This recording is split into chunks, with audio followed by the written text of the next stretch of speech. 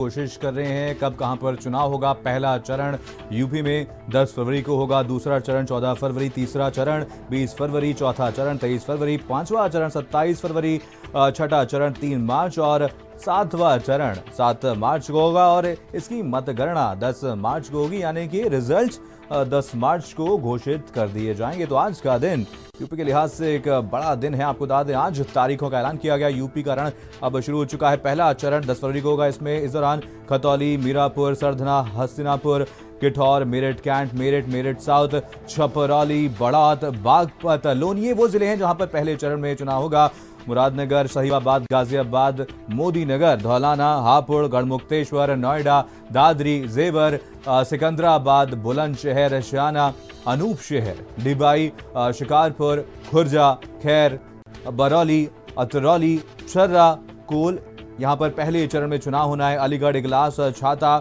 माठ, गोवर्धन, ये वो जिले हैं जहां पर पहले चरण में चुनाव होगा। यूपी में इसकी शुरुआत होगी। आपको बता दें 7 चरणों में यूपी में वोटिंग होगी और शुरुआत 10 फरवरी से होगी, यानी कि 10 फरवरी से उत्तर प्रदेश में इसकी शुरुआत होगी और सभी राज्यों के चुनाव के नतीजे 10 मार्च को घोषित किए जाएंगे।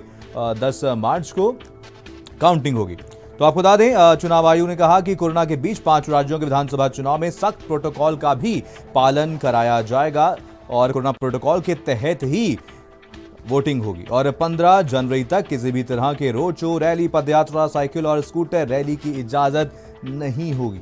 वर्चुअल रैली के जरिए ही चुनाव प्रचार की इजाजत दी गई है और जीत के बाद किसी तरह का विजय जुलूस भी नहीं निकाला जाएगा, यानी कि विजय होने के बावजूद कोई विजय जुलूस नहीं निकाला जा सकता है। और मुख्य चुनाव आयुक्त सुशील चंद्रा ने कहा कि देश में 5 राज्यों की 690 विधानसभाओं में चुनाव कराए जाएंगे। तो देखिए दूसरा चरण 14 फरवरी को होगा। यहां पर मुरादाबाद, रामपुर, बदायूं, बरेली ये वो जिले हैं जहां पर दूसरे चरण में चुनाव होगा। ग्राफिक्स के जरिए आपको दिखाने की कोशिश कर रहे हैं कि कब कहां पर चुनाव होगा। दूसरे चरण में अमरोहा, मुरादाबाद, रामपुर में चुनाव होगा और इसकी तारीख 14 फरवरी है।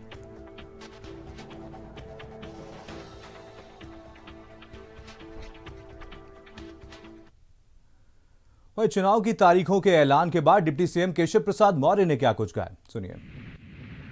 केशव प्रसाद मौर्य इस वक्त हमारे साथ हैं, उत्तर प्रदेश के डिप्टी सीएम, और उनसे हम बात करेंगे। सर 7 चरणों में चुनाव हो रहा है, आपको लगता है कि ये सफिशिएंट है, इससे सुरक्षित रहेंगे लोग?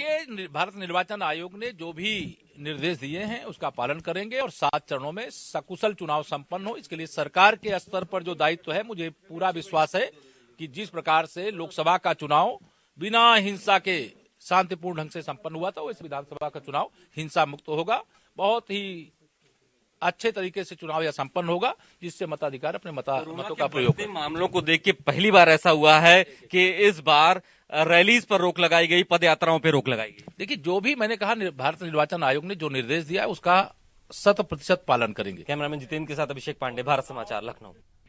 चलिए आलोक अवस्थी जी जुड़ गए हैं, बीजेपी के प्रवक्ता हैं, लाइव हमारे साथ जुड़े हैं। सर आज तारीखों का ऐलान होगी।